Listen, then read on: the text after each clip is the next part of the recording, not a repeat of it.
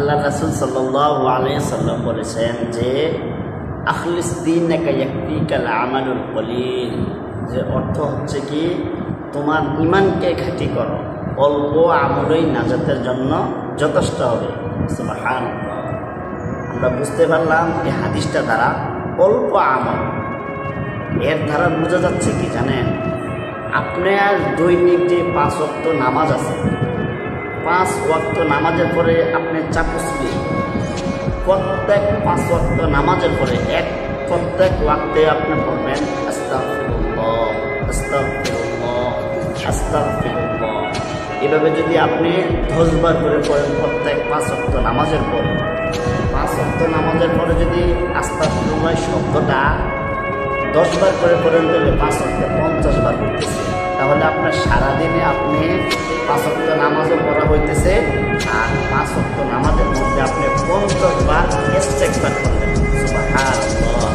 আল্লাহ রাসূল সাল্লাল্লাহু আলাইহি সাল্লামের গুনাহ ছিল না, তিনি নিষ্পাপ ছিলেন, তারপরও তিনি দৈনিক 100 বার ইস্তেগফার করতেন। সুবহানাল্লাহ। তাই আমরা প্রত্যেকেই চেষ্টা করব ছোট ছোট একটা কিছু করে আমল তৈরি করার জন্য, দৈনিক জীবনে দৈনিক ছোট ছোট আমল তৈরি করার চেষ্টা করব। যে কোনো আমল যেটাই আপনার কাছে ভালো লাগে, যেটাই ভালো লাগে, আস্তাগফিরুল্লাহ একটা সুন্দর আয়াত সাথে ছোট আমল, যে তোমাদের মধ্যে সর্বোত্তম ওই ব্যক্তি যিনি কোরআন মাজিদ শিক্ষা করে এবং অপরকে শিক্ষা দেয়। ভাই আপনি একটা জিনিস জানেন, জানার জিনিসটা অপরকে আমলের জন্য বলবেন বা আমলের জন্য তাকে দেবেন, এটা করলে তাই আপনি এভাবে কালিমার দাওয়াত দিতে পারেন বা এই কোনো দাওয়াত দিতে পারেন, আপনি সওয়াবের আশা যাতে উনি আমল করে, এই আমলও আপনি দেখে দিতে হবে। যে আপনি বলছিলাম কি 5 ওয়াক্ত নামাজের পরে আস্তাগফিরুল্লাহ 10 বার করে বললে আপনার দৈনিক হবে 50 বার। তাহলে আল্লাহ রাসূল বলছেন তার গুনাহ নাই, তারপরে 100 বার এই ইস্তেগফার। আর আমাদের তো গুনাহ অবরত গুনাহ, আমরা তো গুনাহ করতে করতে আমাদের অন্তর থেকে কালো হয়ে যায়।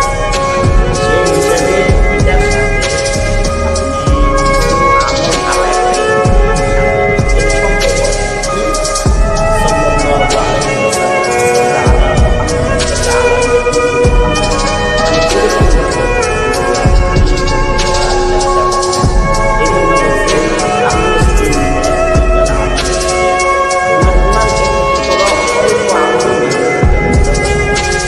আলাদা